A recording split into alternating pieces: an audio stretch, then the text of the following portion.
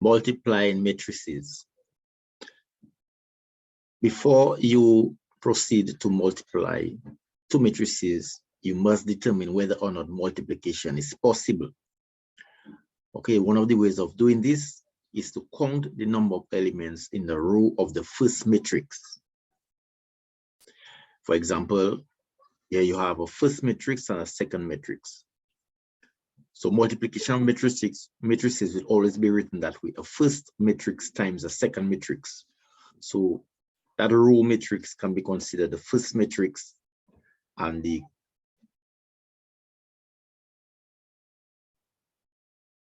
column matrix can be considered the second matrix.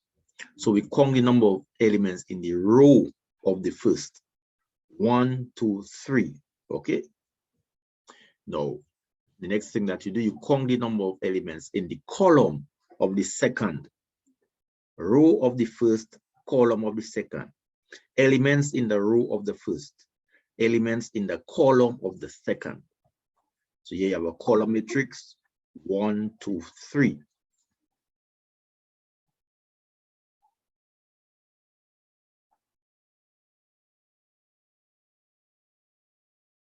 And if these two counts are equal, then multiplication is possible. If not, then multiplication is not possible.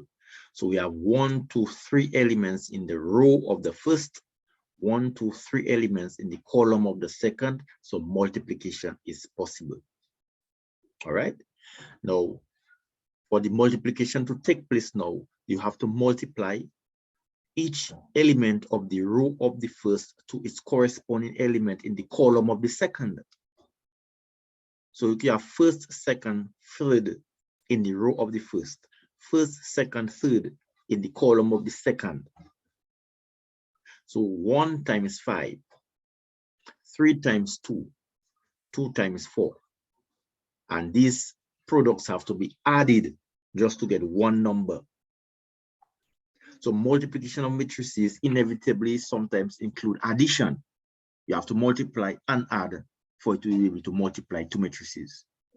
So to do that multiplication, we have to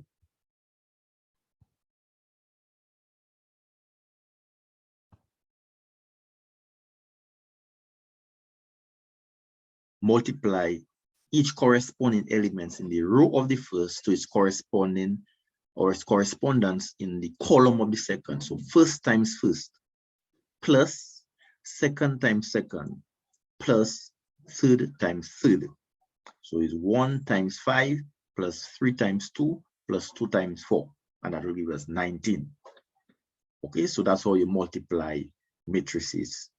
Multiplication of matrices very often involves addition because you have to exhaust all the elements in the row of the first to its correspondence in the column of the second just to get one number.